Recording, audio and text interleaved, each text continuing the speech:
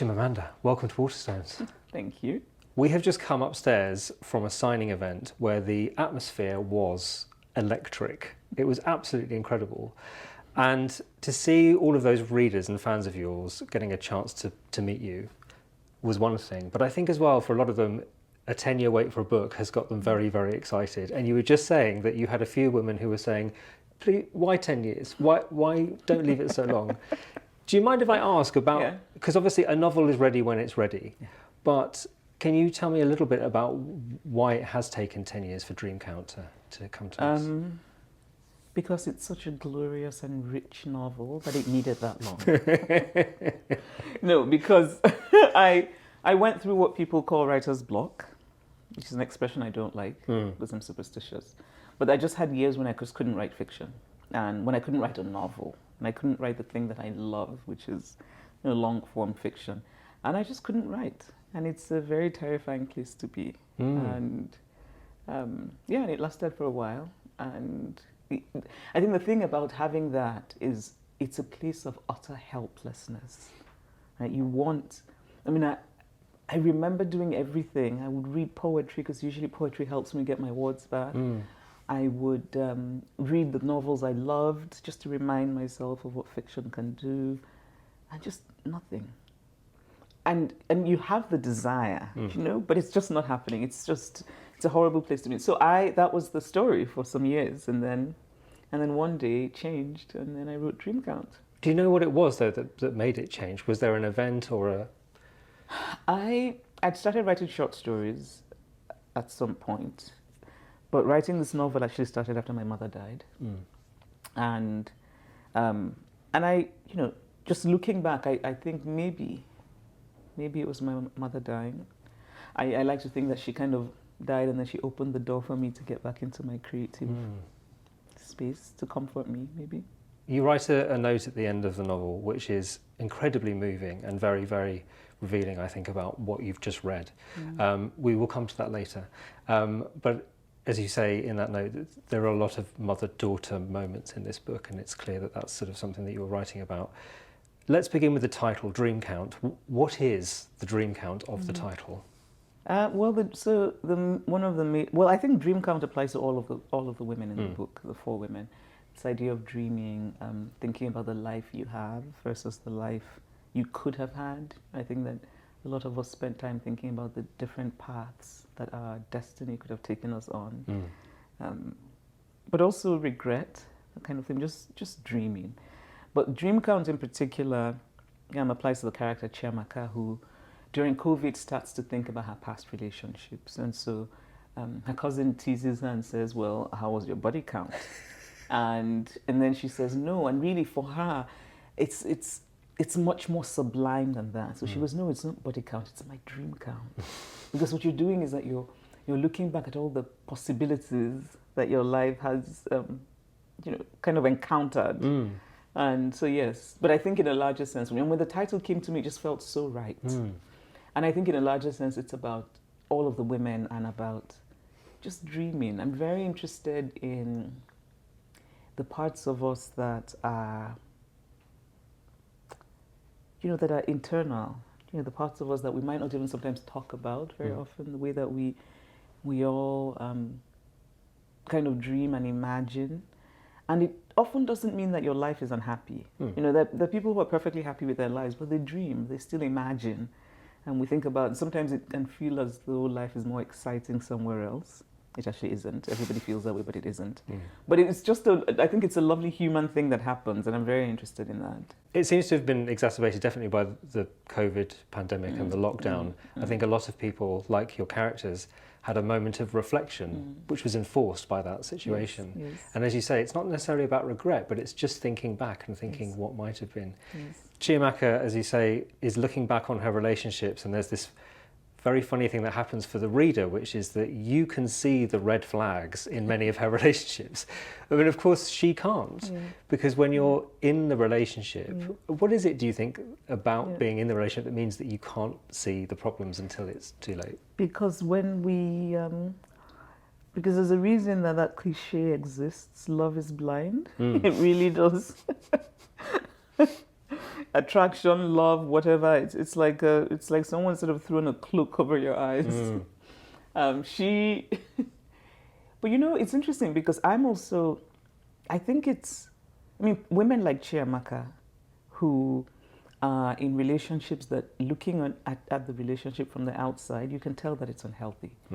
But she justifies to herself why she should be there. I find that fascinating. And I think women are more likely to do it than men. Right? Be in a place that's bad for you, that's unhealthy for you, that's sort of flattening you. But you stay there and you justify it. And I think for her, particularly in one relationship where she is just stupidly in love. But for me, the question is it love? I guess also this novel is about what is love? But is that love? I don't know. If I knew her, I would probably say that's not love. Something you're just being mad. But but so that idea of love can be self-sabotage. But then is it love? I don't know. She really questions and looks at the difference between love and desire, which is a very different thing, I suppose. Yeah. And she has that thing as well, which is that when a relationship does end, and everyone who's been in a relationship will know this, there can be this moment where this person that you were so in love with, suddenly you feel completely differently about them, and she wonders, where does love go at that point? Which is a really fascinating idea. Yes, I wonder that all the time. No, honestly, especially you read about couples who are divorcing, and just how ugly it gets, and then you sometimes you remember the beginning and how much they adored each other. And romantic love is such a strange thing, because other kinds of love, I don't know that it necessarily gets to that. I cannot imagine. I suppose it does for some people, but maternal love, for example, I don't know that it dies.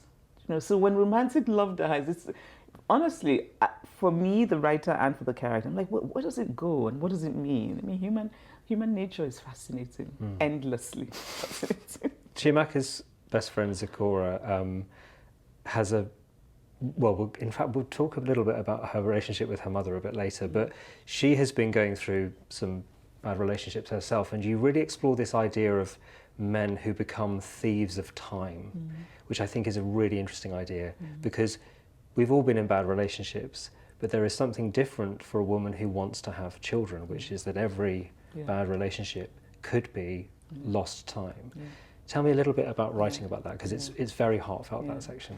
I think it really also just came from just observing. I'm always watching, and at a certain age, and I think I was maybe when I was in my mid-30s, all the women I knew were kind of interested in having children. Some already had children, some didn't. So it became a thing that I was hyper aware of, right? And I'm also struck by the idea, and I think that it's something I explore in the book, that even though we have women who are ostensibly equal to men in the workplace, but still in sort of their love lives, it's still men who in heterosexual relationships decide what's happening in that relationship.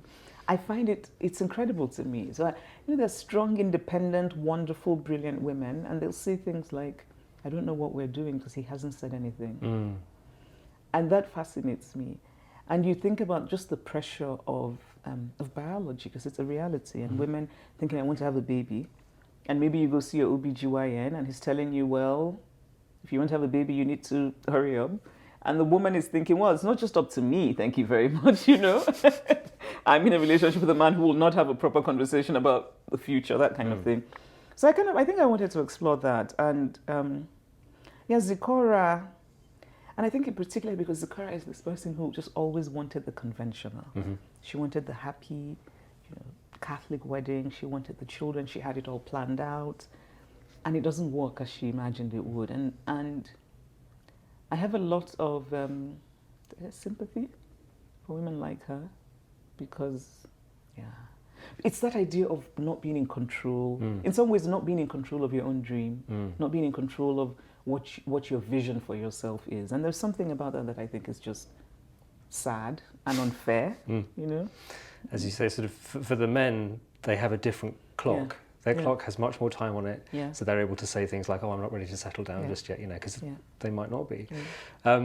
Zikora's mother says something really crucial to her, which is that men say a lot of things. It's what they do that really counts. Yes. And her saying that has a really big impact on Zikora, because it's like she sees her mother, not for the first time, but becoming, in fact, she says it was about her becoming a human being to her. Tell me a bit about that nature of mother-daughter relationships, I suppose, when daughters become adults and suddenly their mother becomes very different to them. It's also that in her life, she's always kind of adored her father, who's a bit of a character. And she makes excuses for him, and something goes wrong between her parents, and she's thinking, well, it's my mother's fault because she could have handled it better. You know, in the way that often I think we hold women responsible for the actions of men quite often. And I think having a baby was what changed it for Zikora, and that's what I think changes it for many women. I remember when I had my daughter, suddenly I saw my mother in a new way. And also I understood my mother better, just because I had this daughter. And Zikora is she's an interesting character because, you know, she, in some ways we expect her mother, it doesn't start out well. When we see her mother, we're just like, what the hell? But I think, and so in some ways with Zikora, we come to discover her mother. Her mother becomes human to us.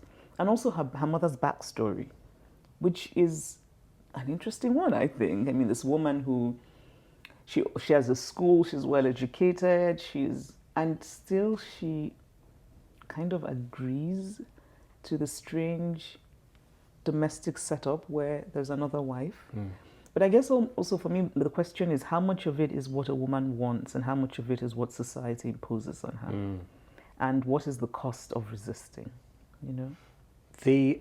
I suppose the engine house of the book in many ways, which is you talk about in your note at the end, is the story of Kadiatu. It's an extraordinary part of the book and inspired by a real case, of course. But again, talking about backstory, what you do is to really show where Kadiatu has come from, what has happened in her life up until the point at which it becomes a new story. And that context feels really important because she's been through so much up until that point. You say something really important, which is that a victim does not need to be perfect in order to be worthy of justice. Tell me a little bit about her and I suppose the ways in which she has been dishonest, but why the context of that dishonesty is so important. So she applied, so she wanted to come to the US, she wanted a new life for her daughter.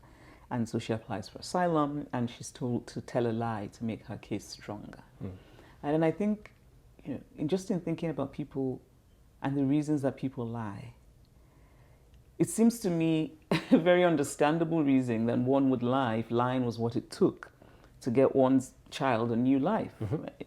And to get oneself a new life as well. And then she accuses a man of sexual assault, and her case is dismissed because she lied on her asylum. And I just found that it seemed to me just so incredibly unjust, and also a way of just minimizing women's humanity, I think. You know, we're human, we're flawed, we lie. But does it mean that we're not deserving of justice? You know, this idea of, it seems to me that it's the idea of the perfect victim is one that we apply to women alone, right? Especially in sexual assault cases, right? So she's a character who's very precious to me. And I took the most time writing her. Interesting.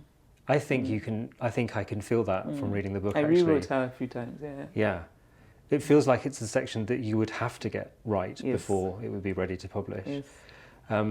She is as I say, a fascinating character, and she has been through an awful lot. Just to round off our quartet of women, we have Chiamaka's cousin, Omoloho, and she's a really quite enigmatic character for much of the book. So I was really, really looking forward to getting to her chapter, because I was like, what's going on with her? A fascinating woman who has taken her, I guess, her power, which is working in money, to turn it into something good. She becomes Robin Hood, Robin with a Y, and redistributes wealth basically through financial fraud, which is a fantastic idea. But in many ways, as you say, despite her unconventional isms, she is still yearning for some of the conventional things that all of these women want, which is love, respect, and, as Chimamanda says, to be known by somebody else.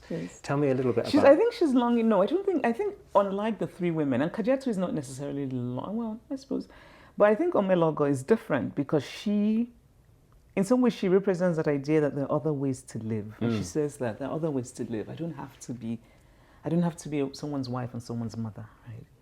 But I think at some point, because her aunt tells her that, you know, you're pretending to like your life, and suddenly she thinks, wait, am I? And and suddenly she's thinking, I think for her, it's not so much that Chiamaka thinks that she needs this love to be, she just needs it. Omelogo thinks it might be interesting to have this love that everyone talks about. But she also thinks that she's just incapable of feeling it. So she has relationships that are very brief. She does not want commitment. No. She really doesn't, but she kind of feels that maybe she should. You know, again, I think it's that idea of what society imposes on you and what you want for yourself. So I think she's a character I admire very much because, and also I was hoping that I would give somebody some ideas on how to steal stolen money and go give it away to women who can start small businesses. I think that's a really good way to It's a great idea. Stolen money. I don't know that you've given enough actual financial detail on how to pull that off without getting caught, but I'm looking into it, let's just say that. They're a fantastic quartet of women, and we have touched on some of the things that they go through that I suppose, despite their very specific circumstances, the things that unite them, and often it is to do with women's bodies. We've spoken about pregnancy, loss of pregnancy, some of the female health issues that you might be dealing with whilst trying to get pregnant. There is, as we've said, sexual assault, sexual harassment. And Sarah Collins, who is a very smart woman in her own right, wrote a fantastic review of your book recently in The Guardian, and I noted that she had said that the central question of the book potentially is this idea of how can we ever know somebody or feel confident that somebody really knows us. And that perhaps one of the ways in which this book demonstrates it is that the women are united by this common experience. And that in fact, any woman, without really knowing another woman, could empathise with a woman because of these things that they all have to deal with. And I wondered how you felt about that as an idea. You mentioned about your mother, sort of, hopefully you think that if she had read the book, she would look at a character like Katu and say, my fellow woman, which can only come from a place of knowing what they've been through. I think that's quite lovely. That's a really, well, since I don't read reviews, I don't know about these things. So thank you for telling me. This one is worth knowing. This one isn't, I don't mind. I think it's actually quite lovely. I think it's a lovely reading of the book. And I kind of agree. I mean, I think, and in some ways more than men, I think, there is something that cuts across culture, ethnicity, race for women. And it is that idea of what your body does or can do or should do or hasn't done or shouldn't do. Yeah. There's I think a kind of unifying understanding. And it doesn't matter. I mean, it's not so much that you have to be a mother to understand a woman yearning for motherhood. There's something about, I mean, I remember before I became a mother, and when I didn't really know that, I wasn't even sure I wanted to be a mother. But I could understand and empathize with that desire in women. And so I really find it a very lovely reading. As I said, we have come upstairs from an event where over 200 people, a lot of them women, were so thrilled to meet you. And I know that a lot of them won't have read the book yet, but some of them will have done. Do you have any sense from those meetings that you've had today what they are excited about or what they might be taking away from Dream Pound? I don't know, actually. I mean, I also remember thinking, my God, I hope you like it. Because, I mean, this excitement is starting to frighten me a little. No, honestly, I did think that. There was a woman who was talking about Americana, and suddenly I thought, well, DreamCon really isn't like Americana. No. So I sort of felt a slight panic in my chest. I thought, my God, she won't like this one. I think but it's true though, they're really different. But I'm hoping A woman said to me, you made me feel seen in your fiction. I'm hoping that they will feel seen, but also that it kind of, because it's very different from the books I've done before. I feel that this is my most grown-up book. This is I really feel, I mean, obviously I'm older, but it's not just that. There's a kind of, it just feels most fully me in a way. And so, yeah, I hope that, you know, I hope they, I don't know, I hope they dream when they read it. I mean, in the end, I just want people to read it and feel something. No, really. I want it to mean something. You were very generous with your time with people downstairs. I noticed that you had some really lovely interaction with them, and you've been even more generous with your time with me. So, Chimamanda, I just want to say a huge thank you. It's just been great to speak to you about Drink Out. Thank you.